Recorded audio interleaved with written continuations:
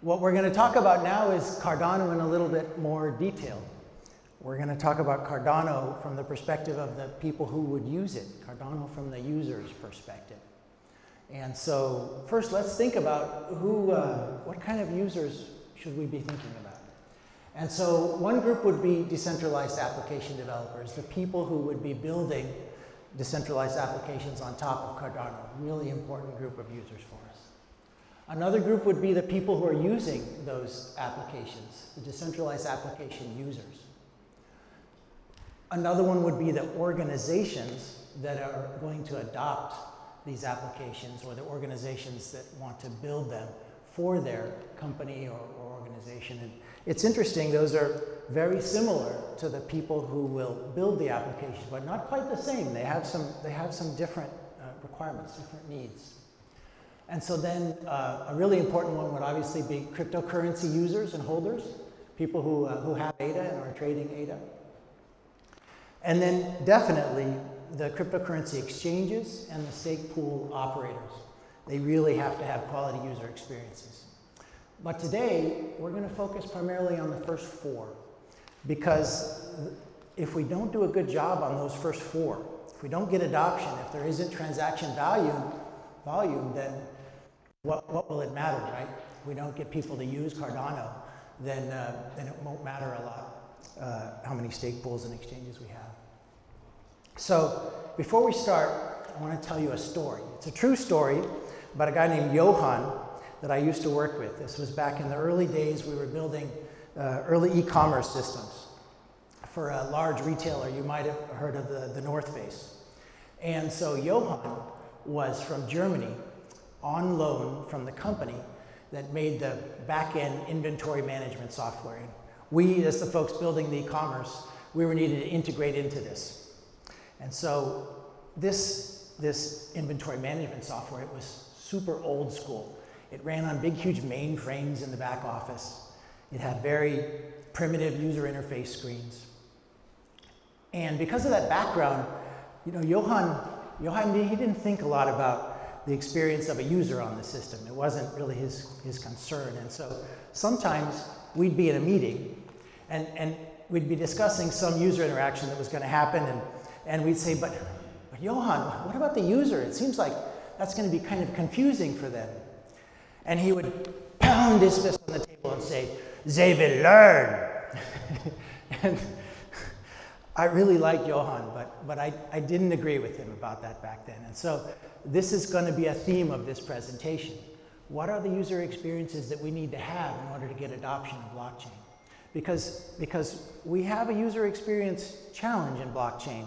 In order to get other things, we haven't focused on user experience initially. And so these are problems that we as a community need to solve. And so this will be a recurring theme.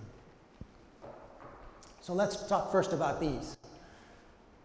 We can actually group these, because if we provide the powerful capabilities for application developers to build decentralized apps, then they have what they need to build awesome apps for users. And so we can meet the need of the final end user of the application by providing a really powerful, capable platform that has a good experience for developers. So thinking about what this first group needs: powerful, expressive, capable, efficient development languages. And so a couple anecdotes. I was talking to a very experienced, 20-year experienced developer who was intensely into blockchain development. And he was telling me, he was angry, extremely angry. It takes me 40 lines of code to concatenate a number onto the end of a string in Solidity. And think about that. So if you open up your phone and you want to see the weather, high today, 80 degrees, that's a number on the end of a string. Room number, 102, flight time, 203. These are all numbers on the end of a string. It's one of the most common things we do in an application, and 40 lines of code. And every one of those lines of code is a place where we might accidentally have a bug. And then I was talking to another friend, He runs a third-party application developer. He builds dApps for companies, right? And he was telling me, oh man, it takes a lot of time to build 1,000 lines of Solidity code. It's really slow going. So a lot more lines of code, and each one takes quite a bit longer. And so this isn't to throw any shade on current projects. We stand on the shoulders of giants. These guys got us where we are. It's extraordinary what they've accomplished. So all possible respect, but the projects that came before us would say themselves that it's not enough. We need more and better. And so we have to solve these problems. There you go. So the way we'll solve this problem in Cardano is with Plutus, our smart contracting development language, which you heard about earlier. It's embedded within Haskell. Haskell is a very capable language, which we'll talk about a little bit more. Haskell, you've heard, is often used in industries where you can't get it wrong. So aerospace, so banking, where billions of dollars are at stake. And it's in a category of languages called functional programming languages. And their benefit is it making it easier to validate that what you think your application does, it does really do. Both in the way you can read the code, and if you want to go that far, you can try and formally prove elements of it. We also are working on tools which would allow you to compile Haskell into other code bases so that you had more options for the languages that you could build in. Oops.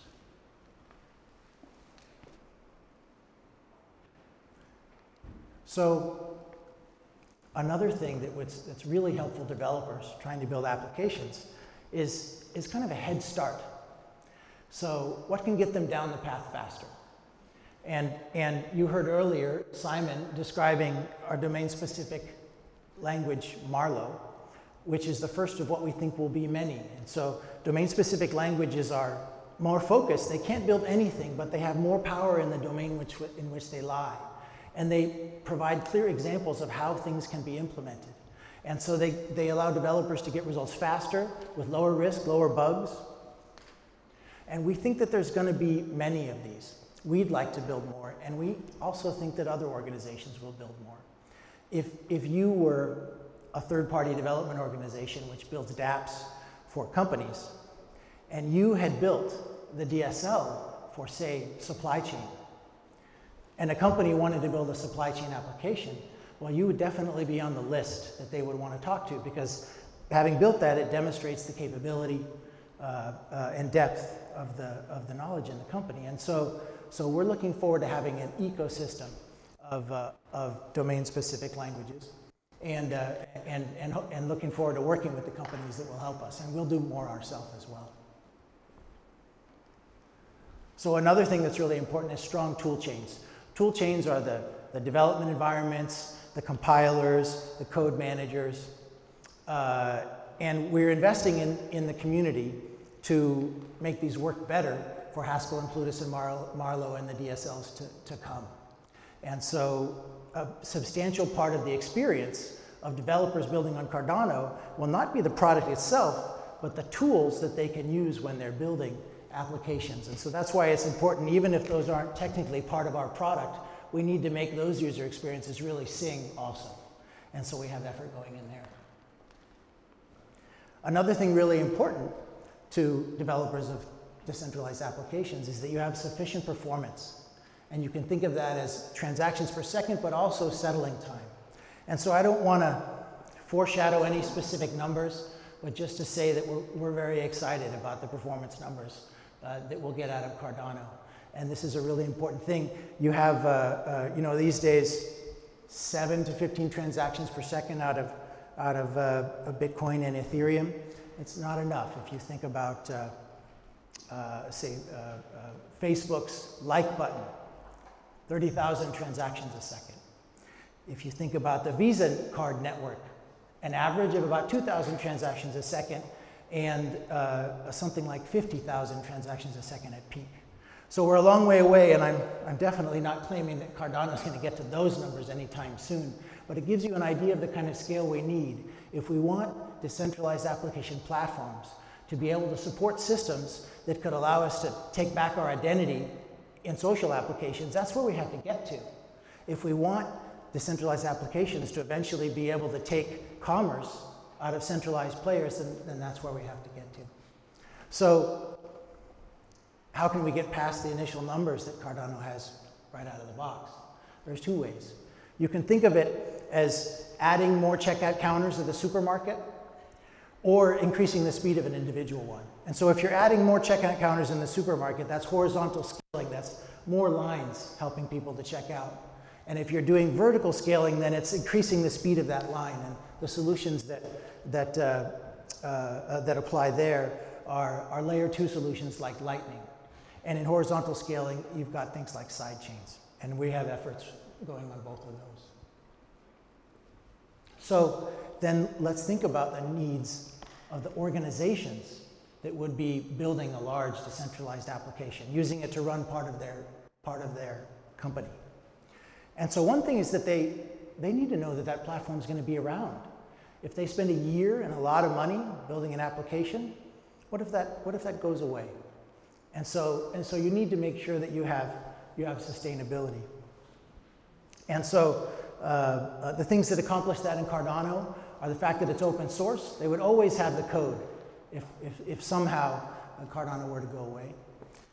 Even more important is that we'll have a treasury funded by a small piece of the transaction fees, and that treasury will provide the funds that can be used to maintain and enhance Cardano over time, and that the community would decide how those funds are spent. Another thing that you would need as that company adopting a decentralized application is to know the direction of the platform, a predictable, sensible evolution path. What if it took a right turn and suddenly it was focused on something entirely different? What if key parts of the capabilities were no longer maintained? And so it's important to be able to know the direction. And so Charles mentioned this earlier, this is a really important part of what we're doing in Cardano. Governance functionality so that we hand Cardano over to the community. We strongly believe that the community can govern Cardano much better than any one person, any small group of people, much better than we could. Any one person something can happen to them, they can change their perspective, they can go away. So this is a really important long-term part of Cardano, and this would be an important part of the considerations of a company adopting a decentralized platform. In the normal software world, this kind of thing would be handled by evaluating the companies building the software. So if they were choosing a database, they would be either looking at the quality of the open source project, or they'd be looking, if it's a private company or a for-profit company, then they would be looking at the strength of the leadership. Is it carrying forward? Are they investing in R&D? All these kinds of things. And so that was how those things were happening in the past. But in the decentralized world, it needs to be handled with governance. So if you think about most of the major apps you might use in a day, if you guys bought a plane ticket to get here, if you bought something on Amazon, if you use Facebook, that's one system that's trying to give you a unified and graceful experience from your perspective, but it isn't one system behind the scenes. Those are actually made up of multiple systems. They're probably using multiple databases. They're probably using multiple different code bases. And so this is very common. This is every day in other application worlds. And so it's likely that the same thing will happen with blockchain applications. It's likely that different systems would be used and that you would pull together different blockchains with different capabilities, and that most large complex systems will be a combination of blockchains. And so if you're gonna do that, well then what do you need? You need those systems to interoperate well. And some platforms these days are a little bit more focused on kind of protecting their garden. But Cardano has always had an ethos of openness and interoperability. And so this will be a focus of Cardano going forward. It's a central part of our belief for the way things should work. As an example, we will be able to run Solidity Ethereum applications on Cardano. So another thing that would be really important is that the energy consumed by the platform would be reasonable energy consumption. And so you guys have heard all of this before. If a blockchain is consuming the energy of a country and the company adopts that as their platform, well, they can be criticized and they don't like the negative press, and they might also feel personally, ethically responsible for that. It's not everyone's focus, but a lot of people are very passionately focused on that. And so organizations want a more efficient blockchain.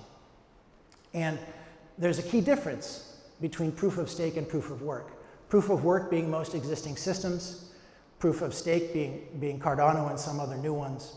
Proof of work does work on purpose, more work than would be necessary just for the computation that the application needs, because you're doing work on purpose to validate the chain, to validate the correct branch of the chain. And so proof of stake doesn't need to do those extra calculations. Proof of stake only does the calculations that are needed to get the actual necessary work done. So it's inherently more efficient, a lot less energy.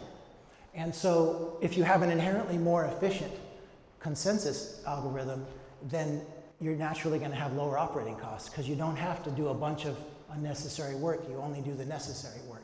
So it's nice if you have a high volume application to have lower transaction costs. That matters quite a bit. And companies also can avoid the negative social impact of wasting energy. Another thing that would be important to organizations building decentralized applications would be distribution.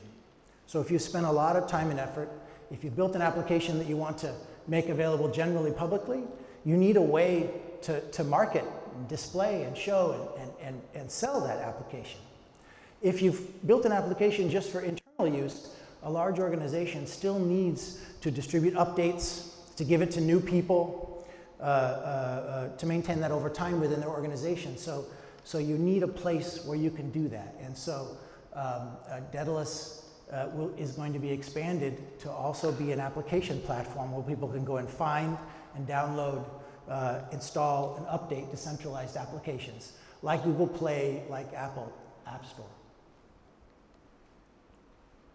So then let's talk about the cryptocurrency users, the people holding cryptocurrency, the people spending cryptocurrency. And so Cardano it's a utility platform.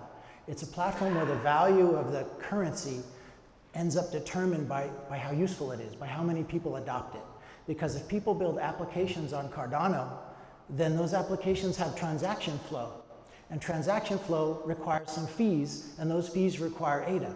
So Cardano becomes valuable when people adopt it and their applications get used, which is why you can see it's so important that the application provide the ability for developers to make great user experiences, because the more those users are using an application, then the more valuable is Cardano. So it's functional transaction volume, not necessarily speculative transaction volume.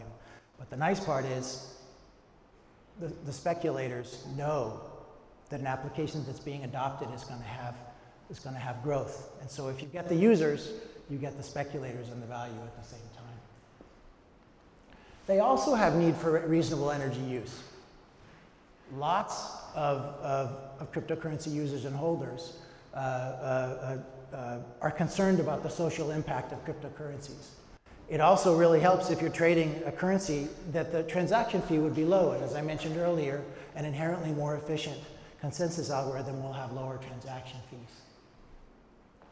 And finally, we think that among stake pool operators, one way to get more delegation, to get more staking to your stake pool, will be to promote good things that you might be doing, some portion of your revenue that you might be doing to accomplish things of positive social value. And that only benefits the community. So we think we'll also get some social good from stake pool operators, whether they be really good people just trying to do good, or just, even from a Machiavellian standpoint, they can make more money by doing something good and using that to promote their pool. So obviously, if you're going to build a large decentralized application, you need to make sure that it's secure. And so it's just worth noting that Ouroboros, our consensus algorithm, was formally proven to be at least as secure Bitcoin in a peer-reviewed paper at a prominent cryptocurrency conference. So if you're going to hold a currency and trade it or use it to spend, to buy things, then you need to use a wallet. And Daedalus is actually pretty intuitive and getting better all the time. And the team working on that is very passionate and very talented. And so Daedalus has a strong user experience. We're also, as we're adding delegation and staking rewards, going to have an active feedback loop with the community, because that's challenging, actually. That's new in the world. That interaction, that I'm going to choose a stake pool and I'm going to delegate to them and I'm going to get rewards from them, and I need the means to choose that pool and the means to adjust that selection if something is going on. That's a new interaction that won't be familiar to users, and so we're going to have an active feedback loop and see how people are experiencing that and improve it.